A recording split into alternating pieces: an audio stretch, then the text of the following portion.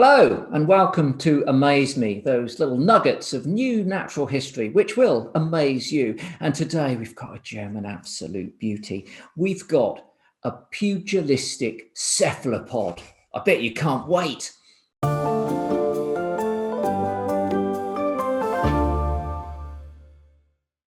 A pugilistic cephalopod. What more do you want? Oh, come on. It's So good. But first, let's get to grips with cephalopods. The squid, the cuttlefish, and of course, the octopus. And what are they famed for? Well, they're famed for their remarkable capacity for camouflage. That's one thing. They've got these tiny little organs in their skin called chromatophores, muscles which can expand and contract, allowing pigments into vessels there.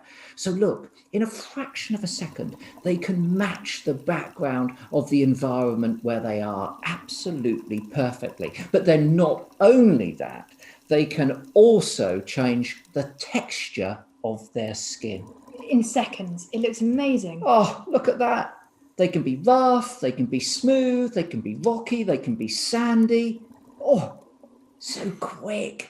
Amazing. But aside from that capacity for camouflage, they're also renowned for their intelligence, the most intelligent invertebrates that we've got. You might remember Paul the octopus from the 2010 World Cup.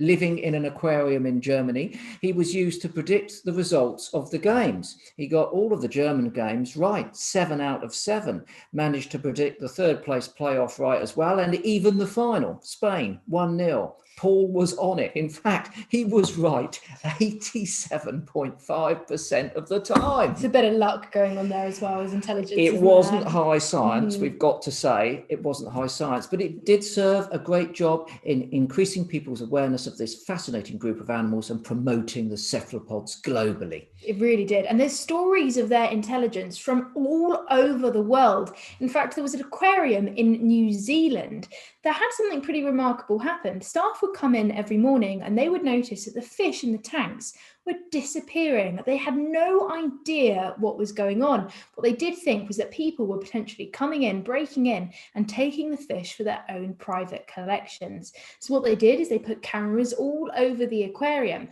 what they saw next was pretty surprising because it wasn't a human at all. It was their very own octopus who was opening up his own tank, coming out, going into the neighbouring tank, then the next tank, then the next tank, the next tank, essentially finding an extra snack, a few more fish to eat.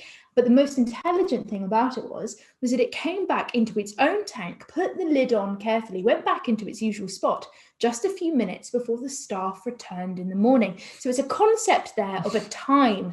It has this routine. It knows when people are coming back in. It knows to hop back into his tank and pretend like nothing happened. So clever. So clever. And of course, they are carnivorous animals, eating fish in that aquarium. Typically, the common octopus is always out and about looking for crustaceans, crabs and shrimps. And its soft, pliable body means that it can slip down into those cracks and crevices where those animals are hiding, or even underneath stones. But there is one species of octopus, the big blue octopus, that likes to collaborate with other species when it goes foraging. Collaboration feeding is really important throughout the animal kingdom. It improves success significantly of the amount of prey that you can catch. And the big blue has been seen surrounding itself with a number of different fish species in order to better catch its prey. So some of the fish species that are around it will be looking for food within the water column.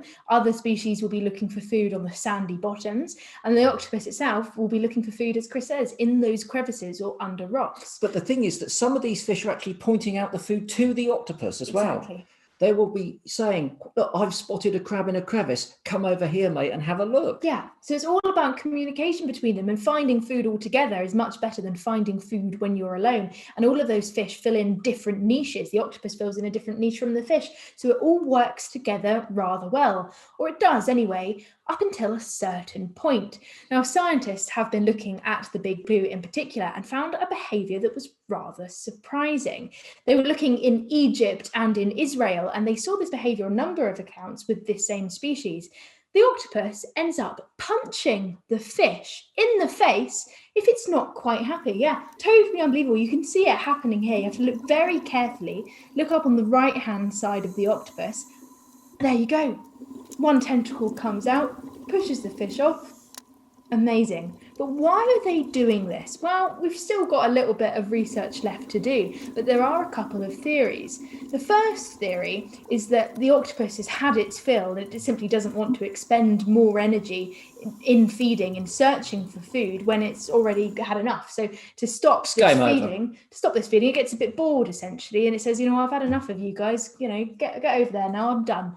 So that's one option. The other is that it's a bit of a punishment for the fish that misbehave. Well, they misbehave because they're actually cheating. These are fish that come into the group and may not be pointing out food to the octopus. So it's all take, no give, and it doesn't want them in the group. What's also quite interesting is that it will punch some fish, and when it does so, the gold-saddled goatfish, for instance, then the group will dissipate. Yeah. There are others, lyre-tailed gropers, that if it punches, well, the one that it punches might disappear, but all the rest stay. So there's still a complex of behaviour there that we need to understand. But one thing's for sure, this is a remarkable example of collaborative feeding. And it certainly came as a welcome surprise to the scientist who was watching it, Eduardo Sampaio.